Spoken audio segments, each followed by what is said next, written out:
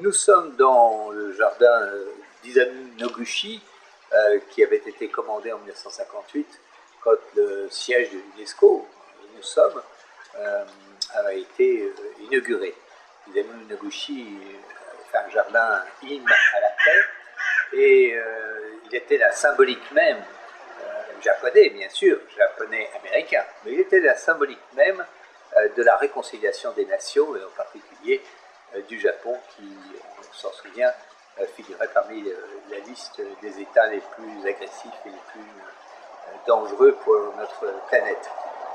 À cette date-là, 1958, le Japon était de plein pied membre de l'UNESCO et le soutenait, et soutenait cette organisation avec beaucoup d'enthousiasme et de volonté. Il faut rappeler d'ailleurs que c'est le Japon qui a le plus grand nombre de clubs UNESCO et qui a une commission nationale très active et qui est très engagée au service des idéaux de l'UNESCO. Alors, nous sommes plus tard, nous sommes maintenant dans une période où l'UNESCO a eu le temps, depuis 1958, date où elle s'est installée ici, l'UNESCO a eu le temps de faire ses preuves.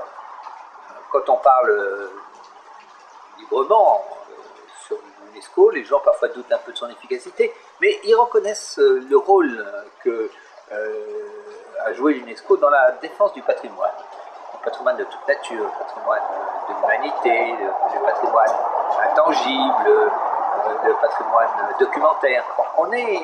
Et bien entendu, l'UNESCO a porté de très grandes opérations de rénovation du patrimoine. Donc le patrimoine s'est installé un peu dans la conscience des Français et des Françaises comme l'apanage de l'UNESCO, les autres affaires étant, je dirais, relevant d'autres agences du système des Nations Unies. Alors ce n'est pas tout à fait exact parce que si on regarde de façon un peu exhaustive et un peu attentive l'activité de l'UNESCO au cours de ces dernières décennies, on se rend compte que l'éducation, la culture, mais aussi tout ce qui est sciences sociales et humaines, réflexion sur la philosophie, ont eu une part extrêmement importante dans l'activité de cette organisation. Elle est vraiment pluridisciplinaire. Elle s'intéresse bien sûr au patrimoine, il y a une grande campagne de Nubie, de toutes les grandes campagnes, mais elle est restée longtemps le cœur de la réflexion. Les Français y ont joué d'ailleurs un rôle très important. Grands intellectuels, Aron, Sartre, ils sont passés, mais même, je dirais, des hommes comme Jean d'Ormesson a dirigé la revue de philosophie de l'UNESCO qui s'appelait Diogène, et beaucoup d'hommes ont partagé en quelque sorte le cheminement de cette organisation au cours des dernières décennies. Qu'est-ce qu'on peut dire d'elle en dehors, je dirais, de ce que je viens de souligner, de rappeler, qu'est son rôle dans le domaine de l'éducation? D'ailleurs, sur l'éducation, je vous ferai une petite confidence. L'UNESCO n'a jamais été très concernée par l'enseignement supérieur. Il faut dire que les stratégies mondiales de développement portaient sur l'enseignement primaire et secondaire. Les grands programme était ceux de l'alphabétisation. Et il est vrai que la situation des États membres était, dans beaucoup de cas, celle des pays qui luttaient contre l'analphabétisme. Et ce n'est que tout récemment que le système des Nations Unies, dans sa stratégie 2030, a enfin intégré l'enseignement supérieur dans ses préoccupations. Et évidemment, pour l'UNESCO, l'enseignement supérieur était très important. Il y a beaucoup travaillé. Elle a été novatrice et pionnière dans ce domaine. Et au fond, le fait que la montée en puissance des préoccupations en matière d'enseignement supérieur est un fait acquis, il faut l'expliquer aussi par le fait que le niveau d'éducation s'est beaucoup élevé dans le monde et que maintenant les enjeux sont ceux de la formation professionnelle et ceux de l'enseignement supérieur. Pour ce qui concerne les sciences sociales et humaines, elles ont, je dirais, occupé comme une sorte de grille de lecture transversale toutes les activités de l'UNESCO.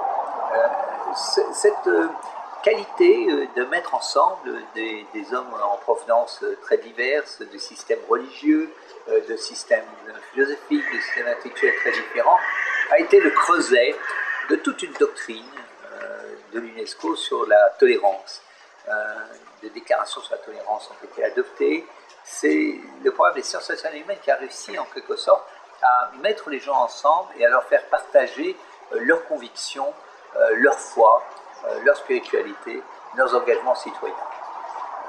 Aujourd'hui, l'UNESCO est frappée, il faut le dire, par le départ des États-Unis. Ça n'est pas le premier. Lorsque le nouvel ordre mondial de l'information et de la communication, qui s'appelle NOMIC, avait été adopté à l'initiative de Mbo, l'ancien directeur général de l'UNESCO, au profit des systèmes d'information africains, asiatiques et latino-américains, les États-Unis s'étaient déjà retirés. Et ils sont restés jusqu'en 2001, 2002, ils sont restés à l'écart de l'UNESCO. Là, non seulement ils avaient arrêté de payer sur les affaires d'Israël, notamment, et des Palestiniens, ils avaient arrêté de payer leur contribution, ce qui est la plus grosse contribution de l'UNESCO, mais là, ils se sont véritablement retirés. C'est-à-dire qu'ils n'occupent plus de chaises au conseil exécutif, ils ne sont plus, je dirais, les acteurs du fonctionnement de l'organisation. C'est très dommage parce que l'UNESCO, c'est à la fois l'universalisme et l'universalité. On l'oublie un peu. L'universalité, c'est évidemment le fait d'avoir tous les États et qu'ils n'en manquent pas à l'appel. L'absence des États-Unis, on imagine le poids des États-Unis, c'est quelque chose de tout à fait regrettable pour l'organisation. Elle peut survivre, et elle va survivre. Elle a une grande capacité de résilience. Ils reviendront. Il faut remettre ça dans des perspectives historiques et se souvenir du passé. Mais son autorité morale, puisqu'on l'appelle l'organisation éthique du système des Nations Unies, elle vient de quoi? Elle vient du fait que c'est l'universalité, tous les États sont là. Et il faut que l'universalité soit remplie pour que l'organisation puisse avoir la vocation de l'universalisme, c'est-à-dire la capacité de développer des valeurs, des principes, des normes, des comportements, des références à l'échelle mondiale. Il n'y a pas d'universalisme sans universalité, et il n'y a pas d'universalité sans adhésion à un universalisme partagé. Donc c'est un sujet très important qui désole tous ceux qui se rappelaient et se réjouissaient du rôle des États-Unis dans l'animation de cette organisation. Il faut se rappeler qu'entre les deux guerres, dans le cadre de la SDN, ce sont les États-Unis d'Amérique qui ont forgé la première matrice de ce qui allait devenir, après la guerre, l'UNESCO. Alors, l'influence des grands intellectuels américains était, je dirais, déterminante. Et on a retrouvé, on peut dire, oui, on peut le dire, que les États-Unis, avec l'Angleterre et la France, ont été les grands États fondateurs de l'UNESCO. C'est donc un enjeu qui est posé pour l'organisation, pour sa directrice générale, rétablir l'universalité de l'UNESCO. Et c'est un enjeu qui va prendre du temps, parce qu'il est malheureusement très lié à la politique. D'ailleurs, on parle beaucoup de la politisation de l'organisation. Ma réaction, quand on dit ça, est toujours mitigée. L'UNESCO comprend deux catégories de personnes engagées. Il y a les membres du secrétariat, des fonctionnaires qui sont payés sur le budget de l'UNESCO. Et puis, bien entendu, il y a les États membres qui sont représentés par leur ambassadeur et leur président de commission nationale et qui votent les textes. Quand on parle de la politique, ce n'est pas la politique du secrétariat. Le secrétariat ne fait pas de politique, il est complètement en dehors du jeu politique. Ça ne veut pas dire que les fonctionnaires n'ont pas des opinions politiques, mais dans son action au quotidien, l'action de l'UNESCO n'est pas politique. En revanche, les États membres font de la politique. C'est-à-dire ceux qui précisément reprochent à l'UNESCO de faire de la politique. Qui s'occupe des questions d'Israël? Qui s'occupe des questions palestiniennes? Ce sont les États membres. À l'époque où l'Afrique du Sud était sortie de l'UNESCO, qui s'occupait de l'Afrique du Sud et de la sortie? C'était évidemment les États africains. C'était même, on peut dire, la quasi-totalité des États qui, au sein même du Conseil exécutif de l'UNESCO, protestaient politiquement contre la mobilisation de l'organisation. Il y a donc là, je dirais, une attitude que je trouve un peu facile, qui consiste à mettre sur le dos du secrétariat de l'UNESCO les engagements politiques que prennent les États membres qui siègent au sein de l'UNESCO. Il y a d'ailleurs un autre aspect concernant le Conseil exécutif que je voudrais développer. Lorsque les intellectuels, au lendemain de la guerre, avec les Américains notamment, ont conçu cet organisme, l'éducation, la science et la culture à l'échelle du système des Nations Unies, cette organisation ne devait pas être politique. Elle était le rassemblement des intellectuels. Elle succédait à cette importante commission culturelle et intellectuelle qui avait été mise en place à la SDN. Et c'était la confiance des États membres dans les intellectuels capables en quelque sorte d'éviter les dérives tragiques des États qui se sont opposés dans le second conflit mondial. Puis il y a eu une réforme des statuts, c'est-à-dire qu'au conseil d'administration, qu'on appelle le conseil exécutif, siégeaient des personnalités fantastiques, des grands intellectuels, tout ce qui comptait des forces de l'esprit. Et puis il y a eu une réforme à l'initiative du gouvernement japonais qui a sorti les intellectuels du conseil exécutif et qui a dit que le siège du conseil exécutif devait être tenu par les États membres.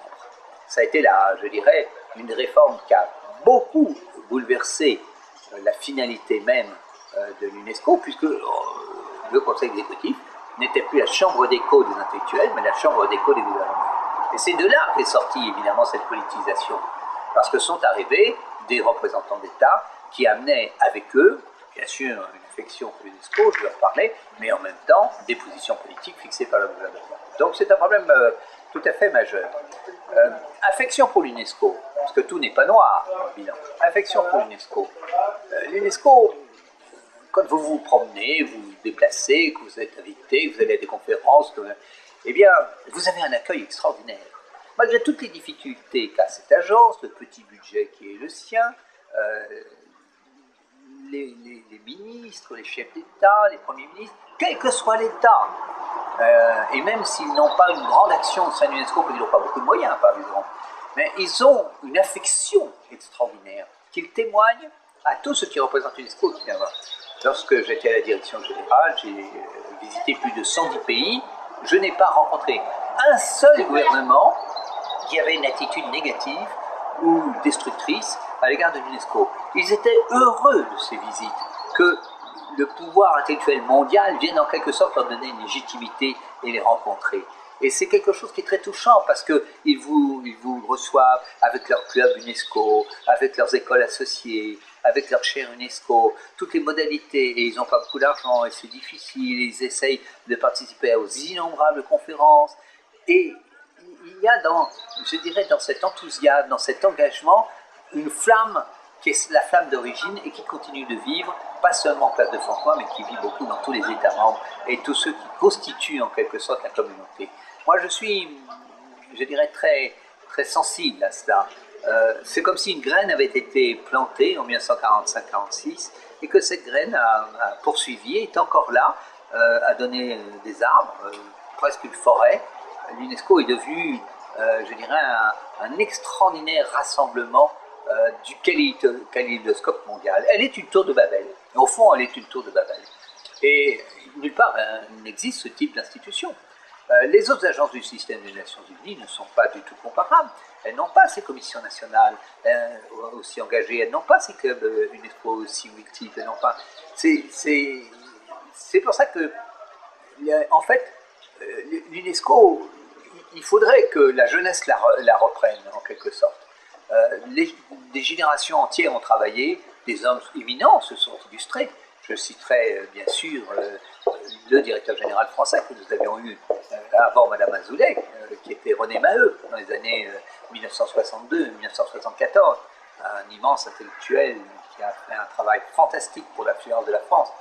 Eh bien, si vous voulez, je trouve que ces grandes générations qui ont construit l'édifice dans lequel nous sommes, maintenant devraient passer la main à des gens beaucoup plus jeunes, faire venir toute l'énergie du monde entier, secouer un peu son organisation. Je sais que la directrice générale qui a été élue, qui est une Française, qui fait que notre pays a eu au moins 2 directeurs généraux, il n'y en a pas un autre, hein.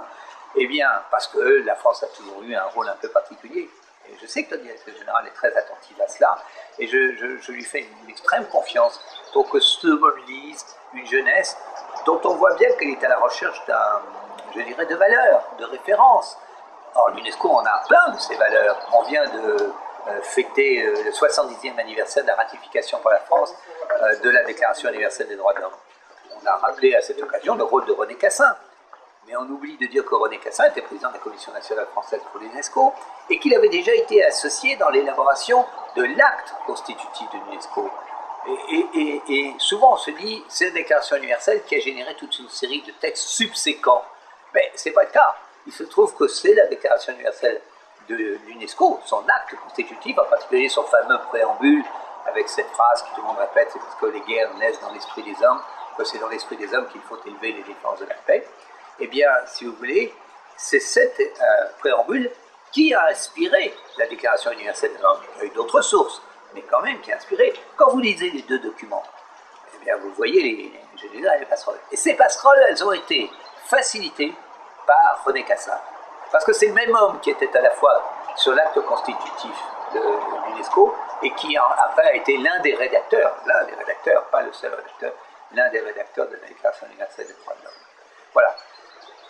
Mon propos, c'est de traiter, de faire un diagnostic, je dirais, sans réserve, avec les nuances qui s'imposent, parce que effectivement, l'UNESCO mérite d'être mise en question de nombreux aspects, de son utilisation par exemple. Mais en même temps, c'est, je dirais, une promesse de l'aube, pour reprendre ce beau titre de Romain Gary. C'est une promesse de l'aube. C'est quelque chose qui est partagé dans le monde entier, qui est protégé, qui résonne au cœur des jeunes, des femmes. Le rôle très important de l'UNESCO dans le rappel que la femme est absolument centrale dans le développement d'aujourd'hui, qu'elle joue des rôles majeurs, et elles sont d'ailleurs très nombreuses et très présentes à l'UNESCO. Bref, la jeunesse. L'UNESCO a adopté un texte pour lequel j'ai tenu la plume, sur la déclaration des responsabilités des générations actuelles à l'égard des générations futures.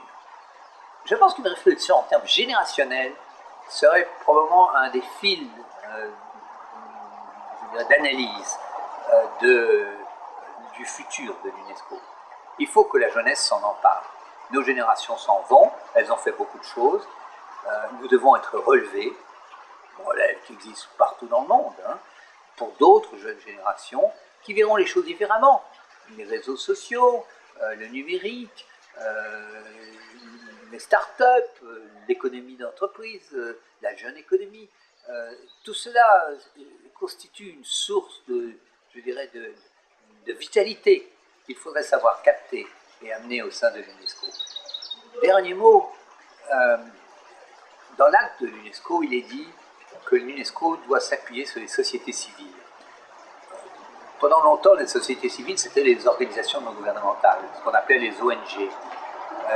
Aujourd'hui, et la France vient de le vivre avec ces événements quasi tragiques, mais en même temps intéressants, on se rend compte que la société civile, c'est pas seulement celle qui est structurée au niveau d'ONG, c'est tout simplement la spontanéité des citoyens du monde. Et il faut être extrêmement attentif. Ces citoyens du monde, tout d'un coup, parfois se mobilisent pour des causes nationales, parfois internationales. Regardez ce que fait la jeunesse actuellement, partie de la Belgique, sur les questions d'environnement. C'est tout à fait nouveau, c'est la jeunesse. En mai 68, la secousse indispensable du système universitaire français, qui l'a portée? C'est la jeunesse. Je pense qu'il ne faudrait pas que la jeunesse s'inscrive seulement dans un cadre protestataire. Il faudrait qu'elle soit acteur, moteur de l'évolution du système multilatéral auquel appartient l'UNESCO. J'ai confiance et je suis sûr que l'UNESCO dans 10 ans ou 20 ans sera très différente de celle que nous connaissons.